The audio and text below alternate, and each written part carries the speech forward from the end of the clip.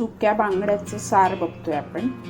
Fish कढी पण सुक्या बांगड्याची. हे मालवणातून आणलेले बांगडे आहेत.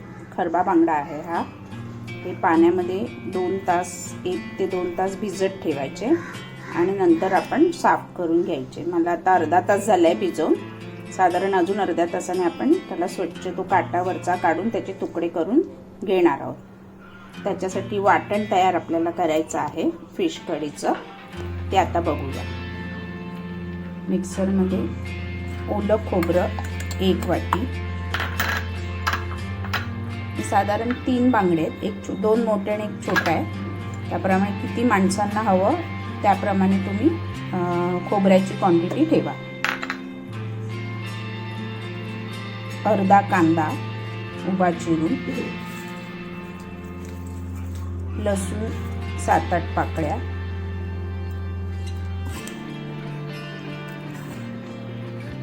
हळद, ओली हळद माझ्याकडे फ्रीजमध्ये होती. आंबे हळदचा 1 तुकडा आणि 1 ओली हळदीचा तुकडा. जर तुमच्याकडे नसेल तर साधी आपली पिवळी हळद पावडर घातली तरी चालेल. आता बांगड्याचं आहे म्हटल्यानंतर त्रिफळं पाहिजेच. 5 ते 7 त्रिफळं, 4 काळी मिरी, 4च काळी मिरी नावाला एक तिखट चटका येण्यासाठी, 4-5 लाल सुक्या मिरच्या. ह्या तुम्हाला कशा प्रमाण हवं, जास्त तिखट हवं तर जास्त घेतल्या तरी चालतील. आता ह्या मी सावंतवाडीतून आणलेली ही मिरची आहे. ह्या मिरचीला रंग पिवळसर असतो, लाल रंग येत नाही. त्यामुळे हे सार जरा पिवळसर होणार, पण ह्याची चव एकदम अप्रतिम चव आहे ह्या मिरचीची. आपल्याकडे इथे मिळत नाही, ही फक्त सावंतवाडीमध्ये मिळते. अजून कुठे मिळत असेल तर मला माहीत नाही, पण मुंबईत नक्कीच मिळत नाही. सावंतवाडीच्या बाजारातून मी आणलेली आहे. आता याच्यात आंबटसाठी मी कैरीचा कोळ, मी मागे एका व्हिडिओत दाखवलं होतं. कैऱ्या जेव्हा स्वस्त मिळतात मे महिन्याच्या सीझनमध्ये, तेव्हा त्या आणायच्या, कुकरला 1 शिट्टी मारायची, त्याचं वरचं साल काढून टाकायचे, आतला पल्प थोडं मीठ घालून मिक्सरमध्ये पॅक बंद हवाबंद डब्यात भरून ठेवलं की वर्षभर तो राहतो. मग असं फिश कढीसाठी म्हणा किंवा पन्ह आयत्या वेळी कोण आलं तर बनवायला, किंवा ह्याची कढीसुद्धा फार छान होते कढीसारखी, ती आपण नंतर बघणार आहोत. तर ते मी आंबटसाठी ते वापरते आहे, कैरीचा कोळ वापरते आहे. तुमच्याकडे जर ते अवेलेबल नसेल तर तुम्ही चिंच वापरा किंवा सार उकळताना कोकम टाकले तरी चालते. धने 1 चमचा,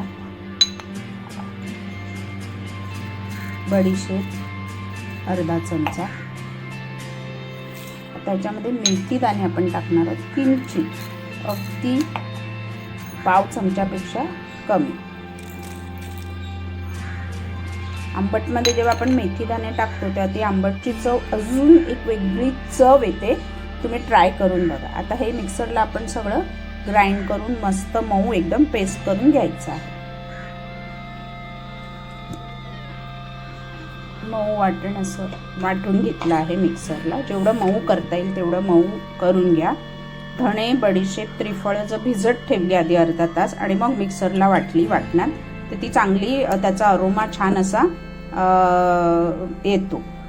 तर मला आता भिजत ठेवायला वेळ मिळाला नाही, त्यामुळे मी अशीच टाकली. तर तुम्ही भिजत ठेवून टाकली तर उत्तम. आता आपण मातीचं भांडं घेतलं, त्याच्यात खोबरेल तेल 2 चमचे,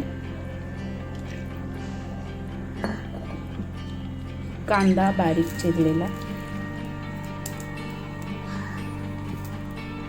थोडा कांदा परतून झाला 2-3 मिनिटांनी की हे आपण वाटलेलं वाटण त्याच्यामध्ये टाकणार आहोत. या मिरचीमध्ये बघा कलर नाही आहे, पण मिरचीला चव एकदम मस्त अशी चव आहे. तुम्हाला जर कलर हवा असेल, सार म्हटलं मालवणी की तो लाल रंग आला, कलर हवा असेल तर तुमची लाल मिरची पावडर अर्धा चमचा तुम्ही तिखटचा अंदाज घेऊन वरून टाकू शकता. त्याचा कांदा चांगला परतला आहे.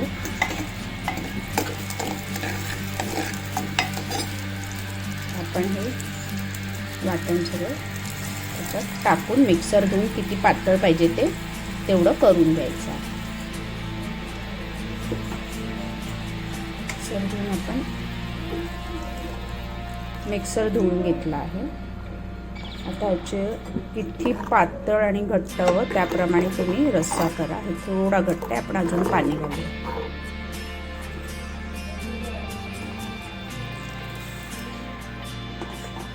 त्याला उकळी आली की त्याच्यामध्ये ते बांगडे सोडायचे आहेत.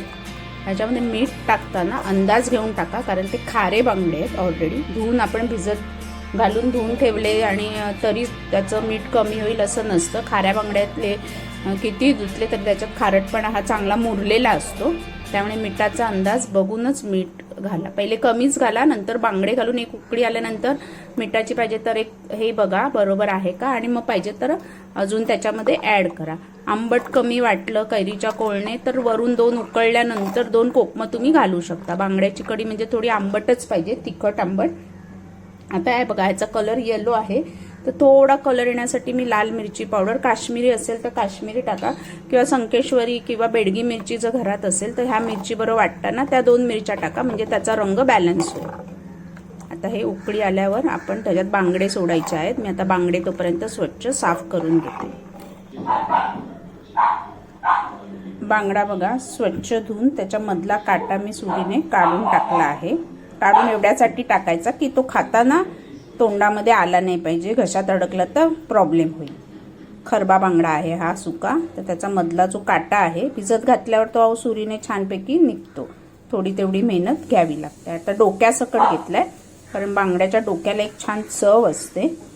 आता इकडे उकळी आली आहे साराला, आपण सुकी मच्छी त्याच्यामध्ये सोडूया. सुकी मच्छी सोडल्यानंतर परत एक चांगली उकळी घ्यायची आहे, 2 ते 3 मिनटं, आणि नंतर वरून कोथिंबीर आणि कोथिंबीर घालून वरून कढीपत्त्याचं एक अख्खं दांडी सकट, हा बघा, हा अख्खा वरून आपल्याला सोडायचा आहे. पहिला आपण एक उकळी येऊ दे, उकळी आल्यानंतर कोथिंबीर आणि कढीपत्ता घालू. चांगलं उकळलं आहे, 2 ते 3 मिनटं. मच्छी शिजायला वेळ नाही लागत. आता ह्याच्यामध्ये आपण कोथिंबीर घालायची आहे.